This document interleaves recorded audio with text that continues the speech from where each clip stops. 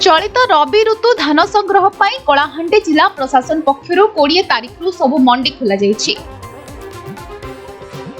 Pack सभापति शंकरषण बेहेरा, मुख्य कार्यनिर्वाही अधिकारी क्षेत्र मोहन बाग सह संपादक नगेंद्र नेगी उपस्थित मंडी खोली।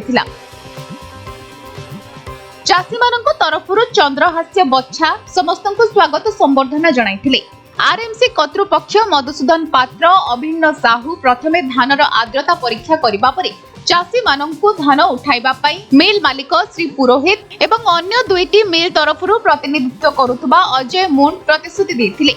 तेबे तहसीलदार को उपस्थिति रे चाषी माने आगामी दिन रे एभली मंडी को बाद न देबा पई दाबी करिथिले। टिके डेरी रे हेले मधे आपनर सब बंकापलार जो पेपीसीटा खोला है एटा सुखद खबर।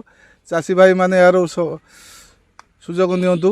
आउ सेक्रेटरी आम सहित एआर सार थे अन्य मान थे जहाँ आमर प्रशासन तरफ जहाँ सुविधा करने कथा चाषी मान समस्त सुविधा आम करूँ सुरुखुर रे बिना असुविधा जमी धान उठाटा सफल हो तार कामना समस्त सहयोगी मानक भी अनुरोध कर सहयोग करेंगे। आपण मानक भी अनुरोध आपण माध्यम करने चाहूँगी आप समस्त चाषी भाई मानू कहे सुरुखुर धान जमी पहुँचिकी उठी पार से व्यवस्था आम करुचु। ठीक समय आसिक धानटा से पहुँचाइले सेक्रेटरी तार फैसिलिटेट करेंगे। मंडीटा उद्घाटन है बहुत खुशी कथा। आरे ऑफिशियल स्टाफ किंबा आमर पैक्स समस्ते सहयोग कले सेटा भी नहीं से आपण मैंने भी मीडिया बंधु मैंने भी आसिले से लगी आम सब चाषी पूरा हृदय पूरा गदगद अच्छु।